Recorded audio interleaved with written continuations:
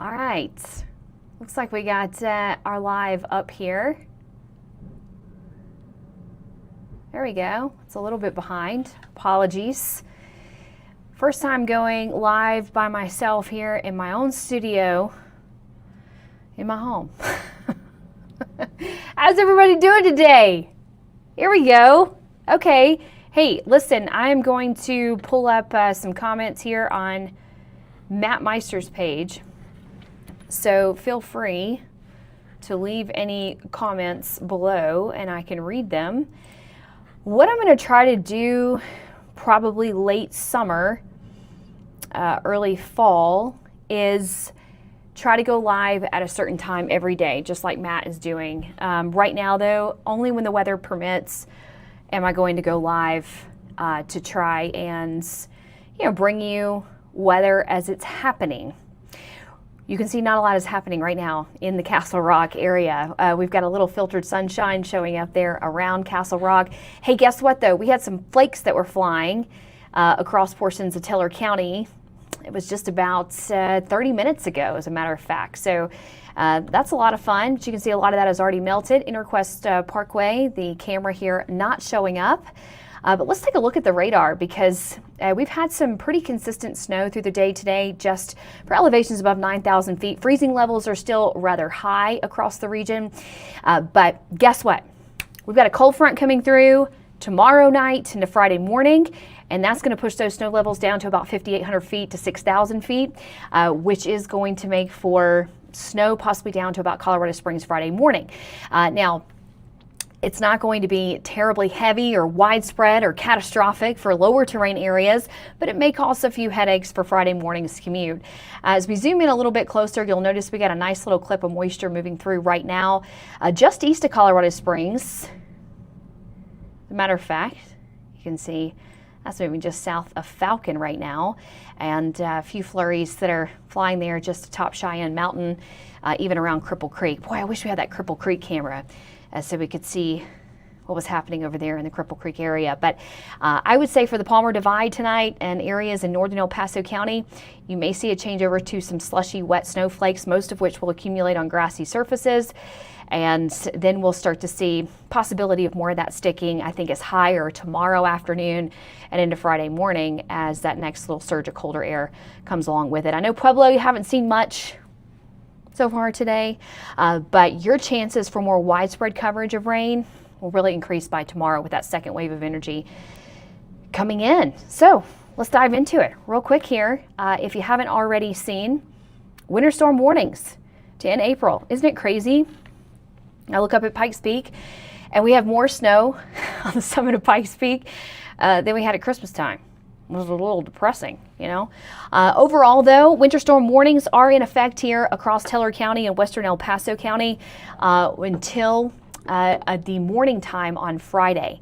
So we've got kind of a long haul here, about 36 to 48 hours enduring some off and on snow showers across the region. Just a reminder, I know a lot of us here already know to do this, but you know, if you've already had trees outside your home that have got full blooms on them, don't forget to head out, you know, tomorrow night, if you live in a higher terrain area, of course, and you're getting more snow, to shake those branches just a bit as much as you can. Those branches get overwhelmed pretty quickly with the amount of snow we're expecting in some higher terrain areas. This is a look at those winter storm warnings, also blanketing the Sangre de Cristos and parts of the Wet Mountains in effect until Friday night. The thing with this system is the snow is going to end from the north to the south on Friday. So Friday night, we could still see some snow showers around the Raton Pass, the Sangre de Cristos, parts of Castilla County, and some of those locations. The two areas of concern where we could have higher snowfall rates, where we may have a few surprises, are going to be the circled yellow areas in the Palmer Divide in northern El Paso County and parts of the Wet Mountain Valley. And that is because of what we call convection this time of year. And convection is just a fancy way of saying springtime instability. You get more sunshine, longer days, you get more instability from daytime heating, and that can enhance snowfall rates, precipitation rates. So you can have those nuances in the forecast. So that's why those two little areas are circled. Tonight, we're not talking about a terribly cold temperature profile. We'll be in the middle 30s. Any vegetation or potted plants that might not be hardy below 40 degrees, you probably want to bring those things inside. If you're along I-25 or up towards the Pikes Peak region, and certainly in Taylor County and higher terrain areas. Tomorrow, we will struggle to make it out of the 30s and 40s for highs, but then we'll get another surge of colder air tomorrow night. That next cold front will help to drop those snow levels down to about 6,000 feet at the very least Thursday afternoon and into Friday morning. I think most of the appreciable snow comes Thursday night and into Friday morning. So here's kind of a look at that forecast model. We stopped the time clock here at about 11 p.m. and you can see some off and on rain showers around El Paso County. It's not going to be continuous by any means, but it will be kind of off and on through the overnight time frame. Snow will also be off and on around Taylor County. Tomorrow morning, you may run into a few flurries around the Palmer Divide. Here we are between 8 and 10:30 a.m., but most of this should be keeping our roads wet around lower terrain areas. I'm not saying it's not going to be a little bit slick in terms of that cakey, slushy snow kind of gets caked up in the tires. That's possible if you're in higher terrain areas, but I do foresee us seeing a few little snow showers kind of mixing in at times around northern El Paso County tomorrow morning.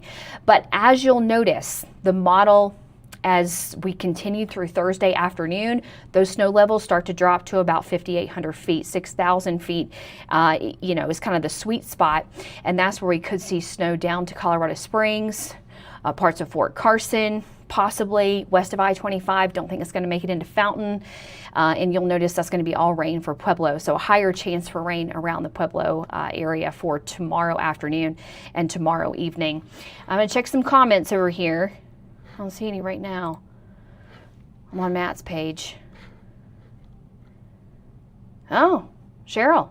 Hey, Cheryl. Oh, I feel so connected to you guys. Like we're all just a big family here. It's great. Cheryl's saying raining pretty good here at Fillmore in Nevada. That's great. Thank you for the feedback. And, this is good sleeping weather. I always like to say, as long as it's not coming with any kind of widespread severe weather, it's good napping weather. Kind of resets the soul, right? As we move through Thursday night, here's a timestamp, 7:30 p.m. You'll notice it's all snow west of I-25. And of course, we're looking at snow showers continuing through the overnight time frame around Colorado Springs. This is where it could give us the 1 to 3 to 2 to 4 inch range, I think on the higher side for Colorado Springs, most of which will accumulate on grassy surfaces. We've got to take into account the melting, of course, because we're not talking about terribly cold temperatures, but these springtime instances can have a bit of a surprise in them with those higher instability rates. That's always a possibility. Look at this though. As we move through Friday morning, this is the commute time. So we're talking between 7 and 9 a.m. We're still dealing with probably some headaches and some slick travel west of I-25 up Highway 24 and north of Colorado Springs. That's possible. I don't think it's going to be catastrophic or widespread, but you could be running into a few slick spots. And then it tries to kind of come to an end before we see another little uptick in more snow through the afternoon on Friday. And that's probably due to another little burst of instability as the system is exiting the forecast region. So it kind of ends from the north to the south. I think we completely kind of come to an end Friday evening, but I do think conditions rapidly improve after 10 o'clock Friday for the Pikes Peak region in terms of any slick travel. But snow will be ongoing across Casilla County and the Sangre de Cristos in some of those areas. All right, let's check some comments here. Just to make sure, Matt's at that event tonight. He's having a lot of fun. Dry and Fountain, Kathy says. Well, later this evening, Kathy, you should get some rain showers. Hey, thanks, David. It's wet. David Watts says it's just wet. All right, thanks. I appreciate that. Lots of rain here in Falcon from Janine Vanderhoff. And hey, Joy, good evening. Some of these snowfall estimates, they're up there. The ramparts above 9,000 feet. Yeah, you could pick up close to a foot. And yes, we could see close to 2 to 3 feet atop Pikes Peak. So summit of Pikes Peak above 12,000 feet. So we'll zoom in real quick here, kind of show you a couple more areas before we let you go. The Pikes Peak region, or mainly north of Colorado Springs to the Palmer Divide, those areas is where we're going to have some kind of a sharp delineation line, I think, between a 1 to 3 inch range and a possibly 3 to 4 inch range. So you'll notice that kind of highlights right here around Monument and parts of Black Forest. And then the further east you go, possibly closer to that kind of 1 to 3 inch range, just kind of melting on the grassy surfaces. Overall though, it's going to be a nice dose of moisture for us off and on for the next 2 days. Even around parts of the Sangres above 10,000 feet could pick up close to that 7 to 12 inch range. Not too bad. So higher terrain areas, very beneficial. And as the text box says there, convection beware. That is what we were talking about earlier with those added instabilities. The process that produces thunderstorms in the summertime and the springtime, you can also have that process play out for snow events. And that's added instability. And that can give you higher snowfall rates or higher rainfall rates.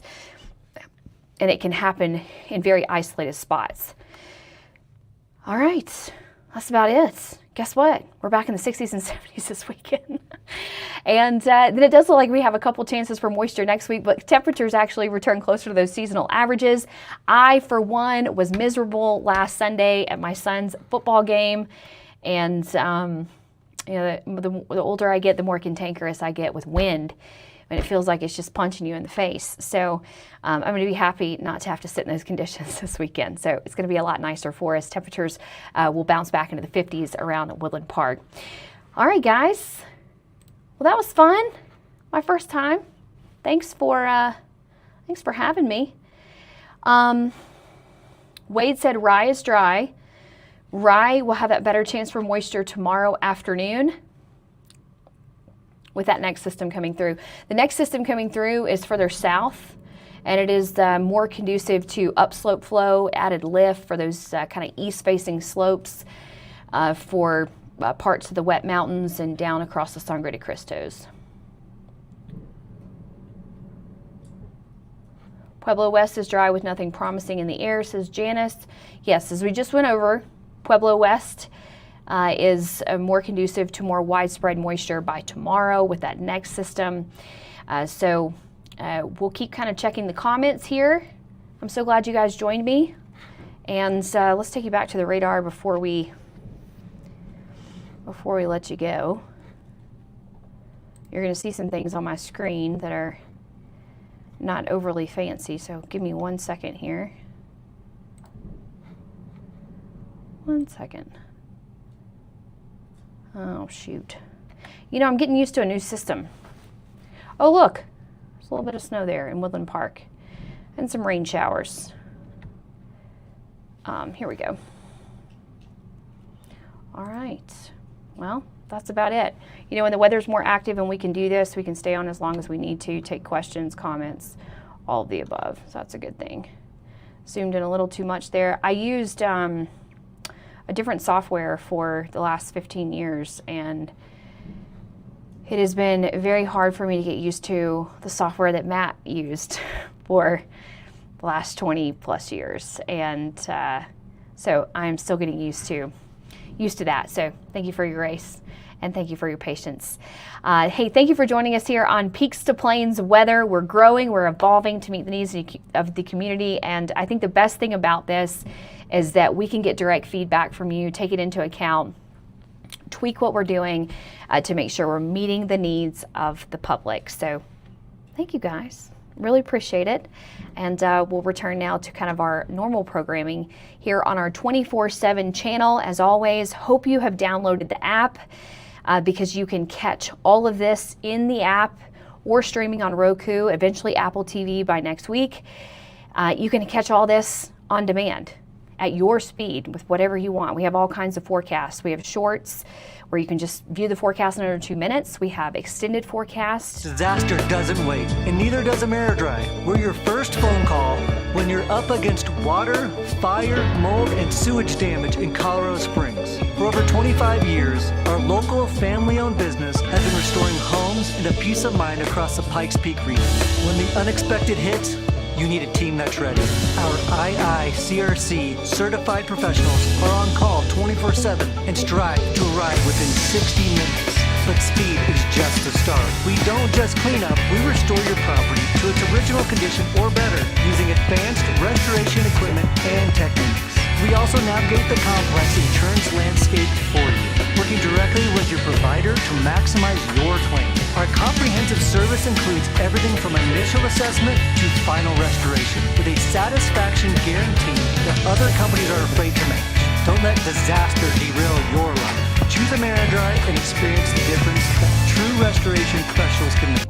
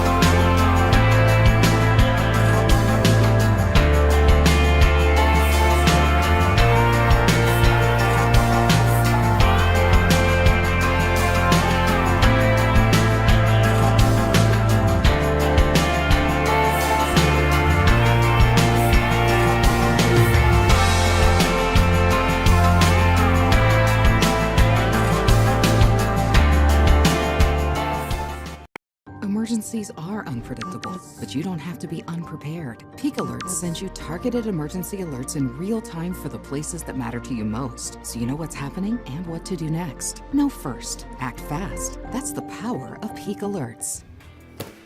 Doctor. Attorney. And now, the official injury law firm partner of the Denver Broncos. Ramos Law. What makes us different makes us better.